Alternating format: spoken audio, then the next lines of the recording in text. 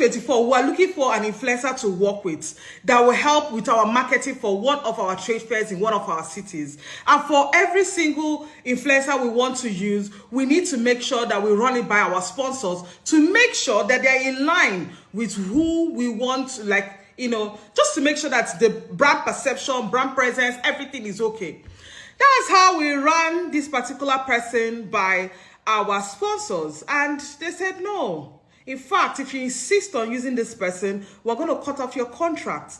And it got me thinking, how we show up online matters.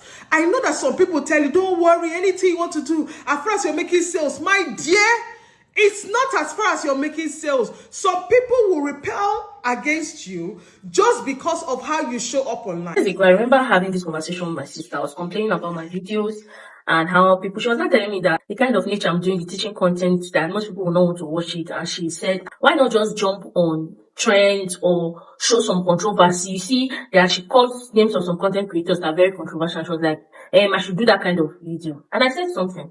I said, as a content creator, my long-term goal is not just to have the platform pay me. Is to make sure that I'm able to influence for brands and I'm able to drive sales for brands.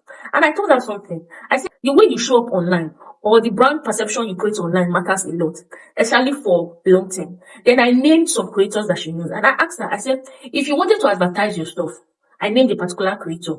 I don't want to call names. Would you give that stuff to this person? She said, no, the person is too troublesome. The person is controversial. The person is this. And I said, okay. And I named another creator. And I said, okay, if you wanted to advertise your brand, did you give it to this creator? She said, yes. She's more welcoming. She's more accepting. I love her values. I love her kind of content. And I said, exactly.